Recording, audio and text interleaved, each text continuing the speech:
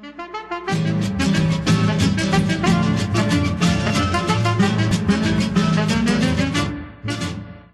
Cristóbal Vaca.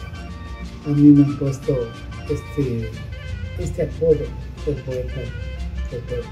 Empiezo el mundo de las grabaciones en 1977 y me toca irme a Medellín, a Codiscos, primero para la capacitación de un técnico de grabación y luego en este trajinar empiezo a conocer dentro de la disquera en la que estaba trabajando, empiezo a conocer las corrientes de músicos, ¿no?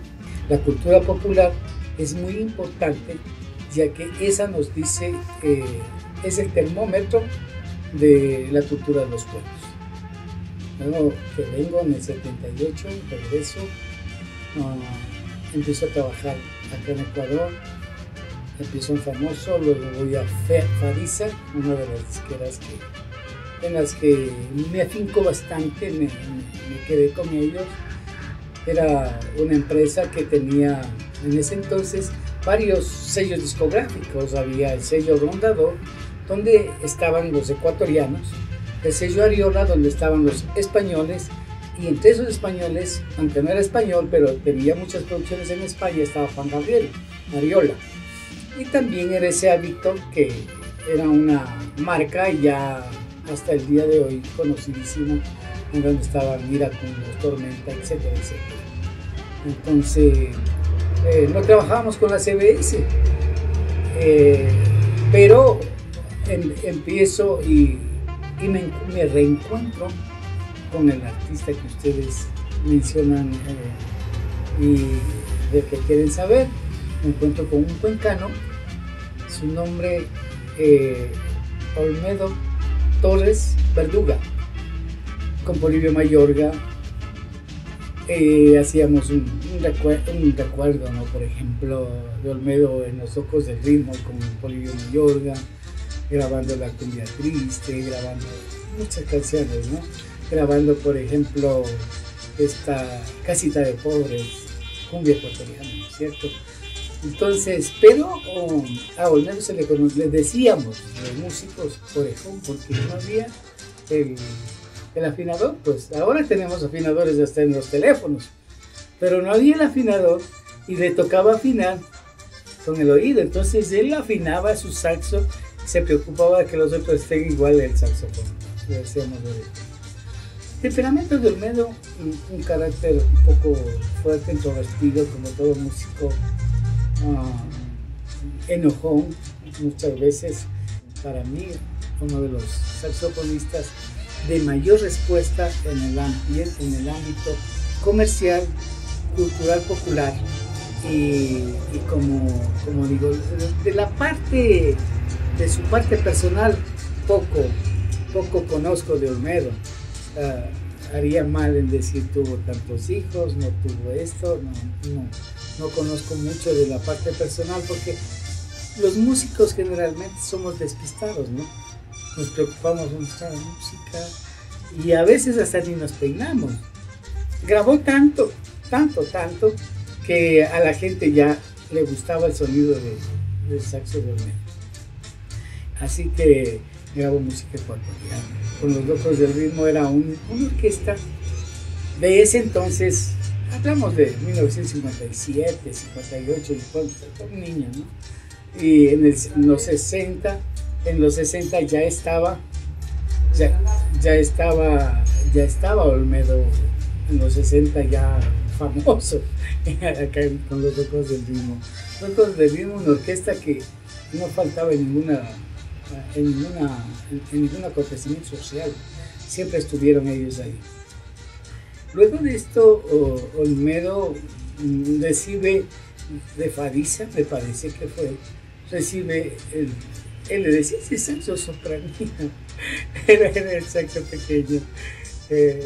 Entonces yo le preguntaba, ¿y cómo te suena? O sea, como cuando tocas tu requinto, hay guitarra y requinto, así suena este. Y con eso grabó muchísimo música ecuatoriana. Una exageración musical en Olmedo era el vibrato, muy exagerado, pero así con esa exageración el público lo aceptó, lo quiso, y hay mucha gente que a lo mejor sí lo sigue queriendo, ¿no? Olmedo Torres, uno de los saxofonistas más populares que ha tenido el país.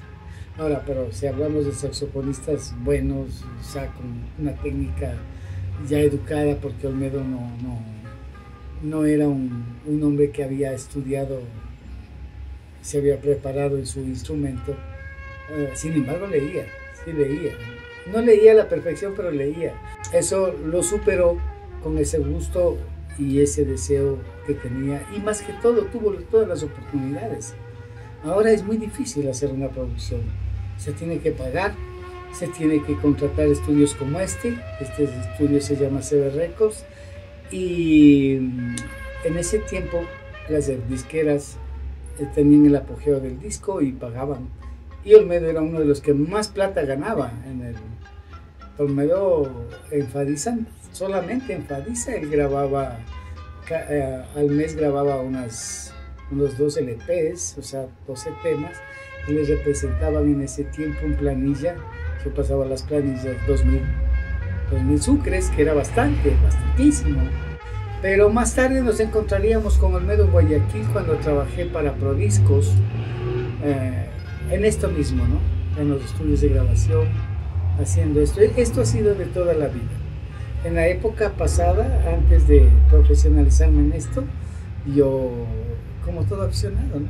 Andaba con las orquestas por aquí. Pero ya me profesionalicé en esto, ya vamos desde el 76 hasta ahora, y a un resto de años, ¿no? Olmedo era llamado a las grabaciones por ese vibrato que él tenía. El productor decía, es que tiene el sentimiento, y no es el sentimiento, es el vibrato, y ustedes como músicos saben que además de eso es el diafragma, el uso del diafragma. Tanto para un cantante como para un instrumentista de viento, el diafragma va a ser importante, ¿no es cierto? Entonces era eso, y grabamos muchas cosas en Guayaquil. Por ejemplo, grabamos en Guayaquil con Ulpo Muñoz, en Quito él grabó con Polibio Mayorga muchísimo, grabó con Rodrigo Santos del Gato, un músico de Guaranda, ahora es abogado, que me parece que es juez de la Corte Suprema de Guayaquil. Rodrigo Santos del Gato era una de las personas que dio ejemplo en prepararse. Ahora hay gran cantidad de artistas que son abogados, entonces estudiaron, se preocuparon, mejoró el sistema personal, pero el sistema popular no ha mejorado. Entonces el llamado es para ustedes, ¿no?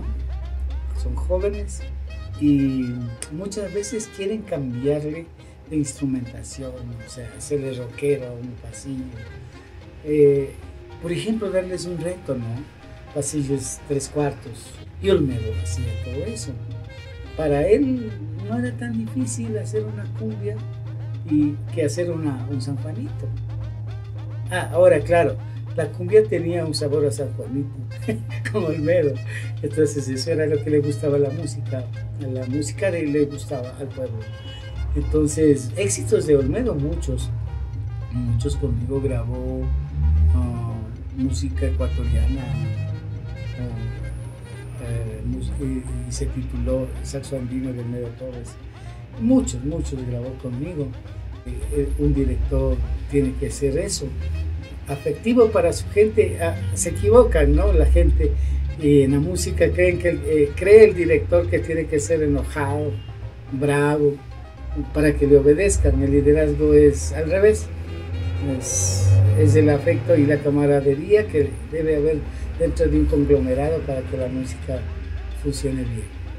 Esa es una pequeña historia. Yo pienso que está bien que le hayan estudiado a Olmedo Torres, que tiene sus características, sus ribetes de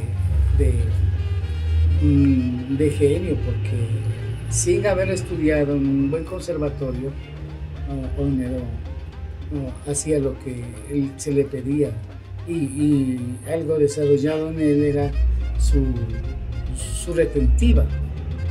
Decían los amigos de él que era inteligente y tenía una retentiva. Se le talareaba la canción para no escribirle y él le sacaba exactamente como se le decía y era rápido, muy rápido. Entonces es que en un día Olmedo Torres podía grabarse un LP solito, en un solo día. Y se doblaba ahí mismo la segunda y no se escribía ni nada. Se decía, ponme, ya, dale, ya está. Olmedo era de esas características. El oído no es de ceros y unos, el oído es análogo. Y si nosotros transformamos los ceros y unos a frecuencias para que se vuelva auditivo, ese tema perdurará por muchos años. Pero si su argumento es débil, ¿no?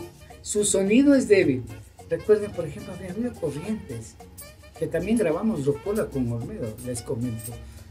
Grabamos un LP que se llamaba Nuestro Juramento, con una canción que hizo, me parece que es de Jesús, es que algo así es, no me acuerdo. Benito de Jesús, que la hizo Julio Jaramillo, pero Olmedo la grabó él también.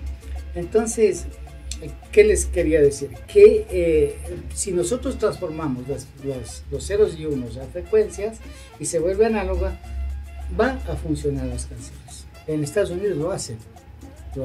Se graba digital, pero se le transforma mediante la masterización análoga. A veces acá en Ecuador yo he escuchado la masterización, piensan que solamente es de subirle el volumen, ponerle un compresor alto, una compresión altísima y ya estamos. No hay nada mejor que todo lo natural. Obvio que es difícil ahora porque el oído general está acostumbrado a una gran información audible. La gran información audible es porque ustedes como verán en los autos una sofisticación de equipos que con bajos y agudos y medios, más medios que bajos. Entonces eso le va a la larga a cambiar la forma de pensar en el oído, ¿no? Pero si las canciones con buen argumento se han mantenido, es por eso. Porque cuando hicimos Rocola, la Rocola funcionó por la cantidad de reverberación que le poníamos. Hoy no pueden manejar la reverberación y salen las grabaciones sin eso, y es la nueva corriente, grabar más seco, ¿no? Porque dicen tiene más presencia. No, aumentan los medios y los medios hace como que sonara más fuerte, pero no es eso. El oído tiene que tener toda la respuesta de frecuencia desde los 60 Hz hasta los 15.000, 16.000 Hz, que a la edad de ustedes sí se escucha. En mi oído entrenado escucho hasta los 17, 18.000 Hz cuando le pongo un platillo, cuando le pongo a la batería análoga, ¿no? Entonces eso va a ayudarles en un cambio en la producción. Nosotros en Ecuador sí hemos sido muy creativos en cuanto a algunas cosas, y en mi caso me tuve que adelantar mucho. Recién mis canciones que escribí hace 30 años están pegando en los otros países porque me adelanté en el tiempo, pero es bueno adelantarse en el tiempo. Y ahora pues la nueva corriente de música debe ser como ustedes lo intentan hacer, con una preparación diferente. Y claro, yo tendré que agradecer a la UDLA a través de uno de sus alumnos, a través suyo, que han venido pues para esta charla, y ojalá algún momento podamos tener una charla masiva, no solamente de esto que es pequeño en la música, sino también de la parte societaria en cuanto a cobros de derechos, por qué cobramos, por qué no cobramos, por qué nos pagan, por qué no nos pagan. La mejor realización es querer sus amigos, la mejor realización es decirle no al trago, porque el músico no es bebedor, el músico es un trabajador como todos, y mientras los otros se divierten, nosotros trabajamos.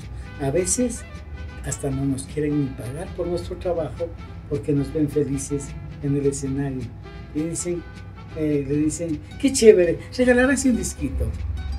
Entonces, así es la vida del músico, pero no hay que amargarse, hay que quererse, y gracias por haberle tomado en cuenta a Olmedo Torres, uno de mis mejores amigos. Y claro, yo tengo más. Hay muchos artistas que deberían ser tomados en cuenta en estas entrevistas, porque solo cuando ya estamos muertos se nos nombra, pero yo veo que ustedes se preocuparon de hacer las cosas cuando hay personas que estamos vivos y podemos darles una respuesta, y nuestra respuesta es decirles que todos los ecuatorianos somos Ecuador, y yo soy ecuatoriano, yo soy Ecuador, así que todos los ecuatorianos somos Ecuador.